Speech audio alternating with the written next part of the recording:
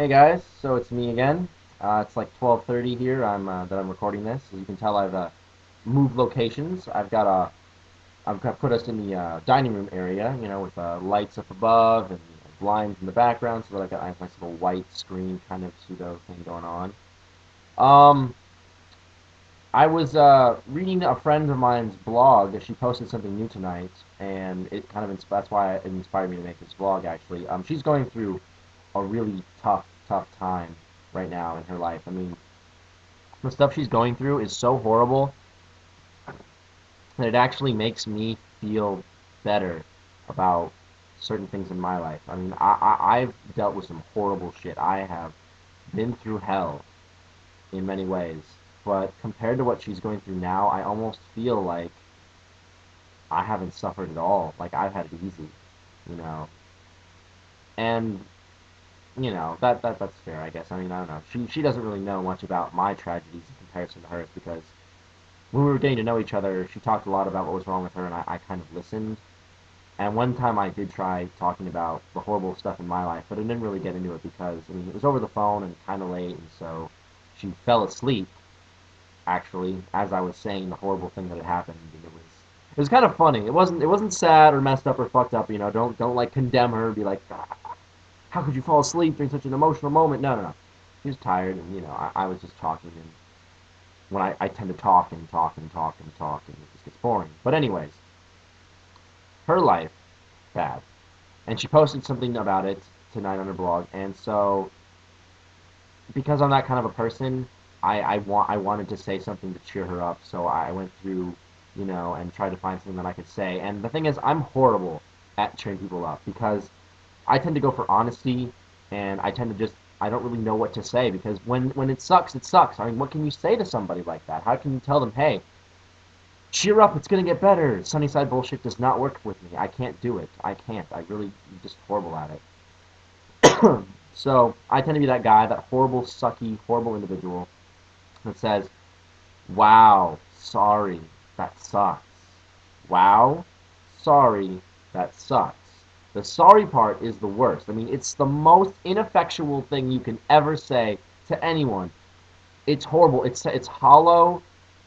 It's so weak and hollow sounding.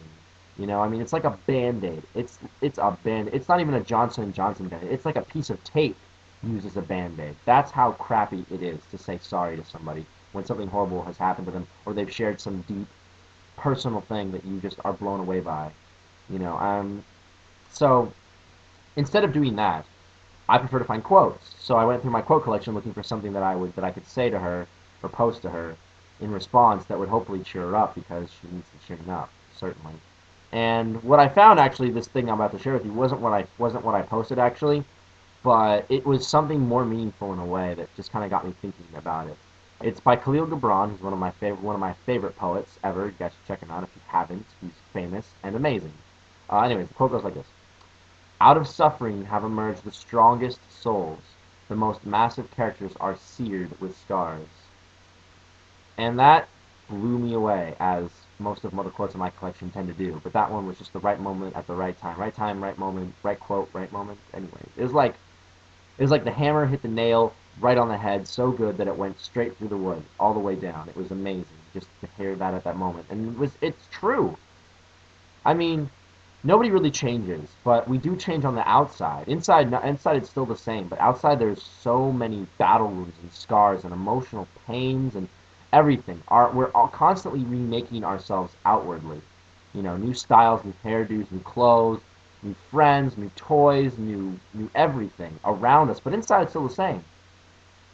And it's just interesting to think that the scars, the suffering that we've gone through is almost an aesthetic that we like wear around ourselves. It's like clothing in a way, invisible clothing, you know. And in a way, when you've been hurt and you have this gaping wound in your chest, you know, everything knits back together. You do heal over time, and it goes back together, but it's not the same. It's not like you used to be. So outwardly, you are different. The scar is bigger. It's obvious. And eventually, if you get enough collections of scars, outwardly, you look different. You are bigger in a way. You are enlarged. You are changed. You are metamorphosized. You're transformed transfigured for yourself into something in many ways ugly to look at out in the on the outside, but on the inside it's still, beautiful you. But all those scars, they do tend to leave an impression, have a look about them. And I know for me that's certainly true, which probably explains my interactions with people being the way they are, because I've got enough scars that I probably look like a horribly disfigured bucket. I probably look like Gimp Master Elite, epically so, if I can use the vernacular of game speak in this moment. But yeah, I just felt like vlogging about that, and I don't know if any of you guys out there are spiritual or religious, pseudo-religious, faux religious, whatever.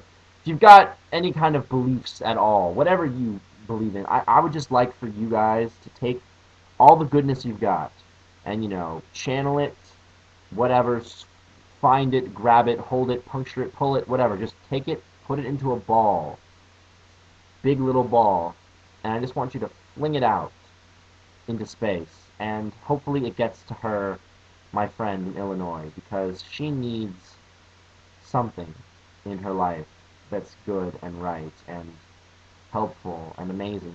She needs something to remind her that even though outwardly she's made up of a collection of scars, inside she's still the same amazing individual that she'll always be. And she shouldn't get downhearted about it, because in the end, all those scars will do is make her more beautiful in a very strange and unconventional way. At least that's what I think, because that was my experience with me.